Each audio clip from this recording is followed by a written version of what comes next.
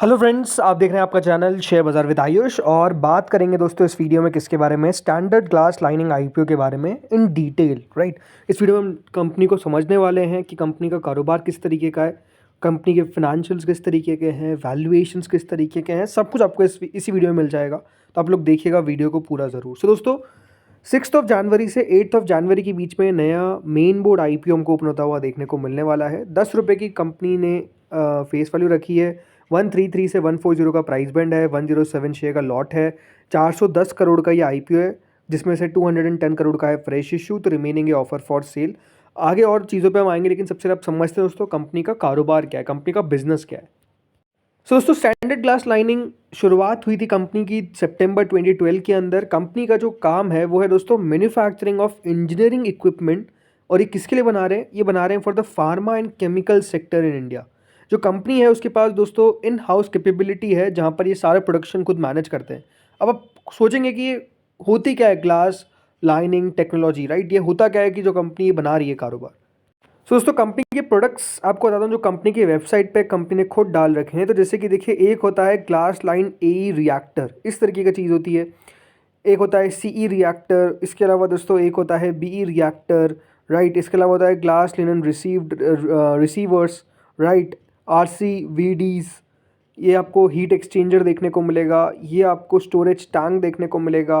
ये एक एएसएसपी है। तो आप समझ सकते हैं कि दोस्तों इस तरीके के प्रोडक्ट्स है जो कंपनी बेसिकली मैनेज कर रही है, राइट। अगर आप देखेंगे तो नो डाउट कंपनी का जो बिजनेस है, कंपनी का जो कारोबार है, वो इन सब प्रोडक्ट्स पे बेसिकली आपको चलता हुआ दिखता है। सो आप समझ सकते हैं कि नो डाउट थोड़ा सा जो कंपनी का बिजनेस है वो इस तरीके का है। तो नो डाउट कंपनी के जो इन हाउस कैपेबिलिटी है वो अच्छी दिखती है।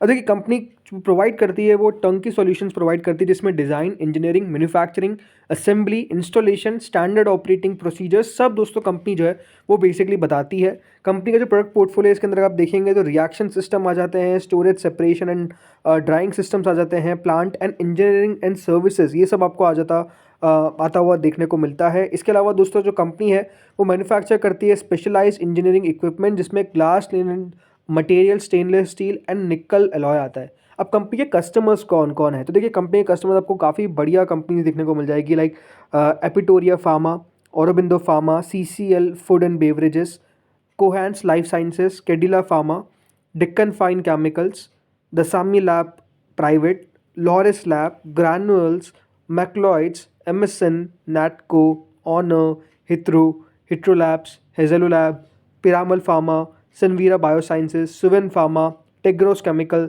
वामसी लैब्स और वियाश लाइफ साइंसेस। तो आप समझ सकते हैं कि कंपनी के नो डाउट काफ़ी बड़े कस्टमर्स आपको देखने को मिलते हैं।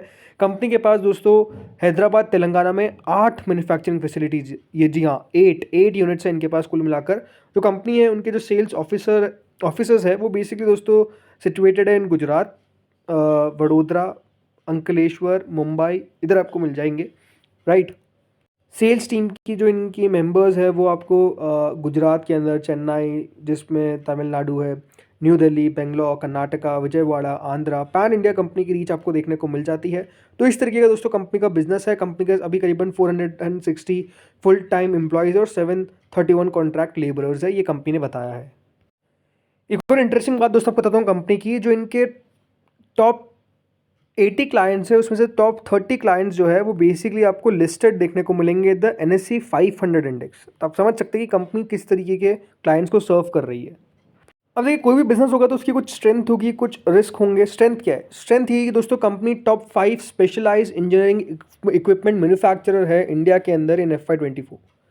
कॉम्प्रिहेंसिव प्रोडक्ट पोर्टफोलियो कंपनी का, जिसमें 85 प्लस डिजाइन आपको देखने को मिल जाएंगी। 8 मैन्युफैक्चरिंग फैसिलिटी है जो करीबन 300 to 300 इक्विपमेंट मंथली बना रही है। कंपनी का कोलैबोरेशन है विद GL हको एंड असाही, जो इन्हांस करती है कॉम्पिटिटिव एज। कंपनी का एक्सक्लूसिवली ग्लास लिनन शेल है, ट्यूब हीट एक्सचेंजर मैन्युफैक्चरर है, ये अकेले बना रहे हैं। और इसके अलावा दोस्तों कंपनी के पास जो आपको बताया एम्प्लॉयज़ भी काफ़ी अच्छे खासे हैं। रिस्क क्या है? पहला रिस्क तो ये है कि दोस्तों कंपनी की सारी मैन्युफैक्चरिंग फैसिलिटी तेलंगाना के अंदर है। तब समझ सकते हैं कि अगर तेलंगाना में कुछ होता है, राइट, तो वहाँ पर कंपनी को मैन्युफैक्चरिंग में दिक्कत देखने को मिल सकती है, राइट। कुछ भी हो सकता है, राइट।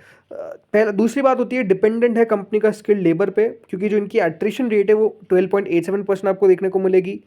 तीसरा, कंपनी के जो सप्लायर्स है, टॉप 10 सप्लायर्स, उससे कंपनी का 52.61% रॉ मटेरियल आता है, तो उनका जो रिलायंस है उस पर काफ़ी ज़्यादा है कंपनी का। चौथा, जो इनका 88.20% ऑफ द रेवेन्यू है वो आता है on pharmaceutical and chemical sector. तो अगर आप समझ सकते हैं कि अगर इस सेक्टर के अंदर कुछ कमी देखने को मिलती है, स्लो डाउन देखने को मिलता है, तो कंपनी के रेवेन्यूज़ पर असर डालेगा।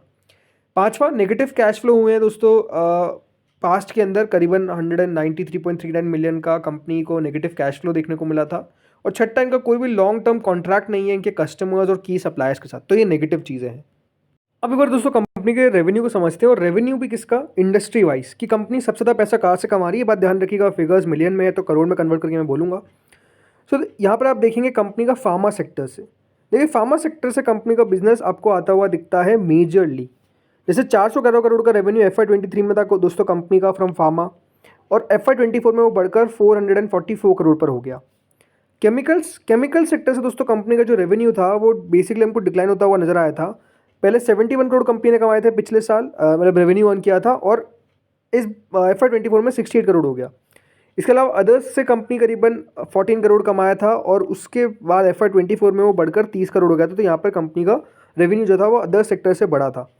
इसके अलावा दोस्तों कंपनी का रेवेन्यू टोटल अगर आप देखेंगे तो कितना हो गया है, कंपनी का टोटल रेवेन्यू FY23 में था 497 करोड़ का, और अब हो चुका है FY24 में वो 543 करोड़ का।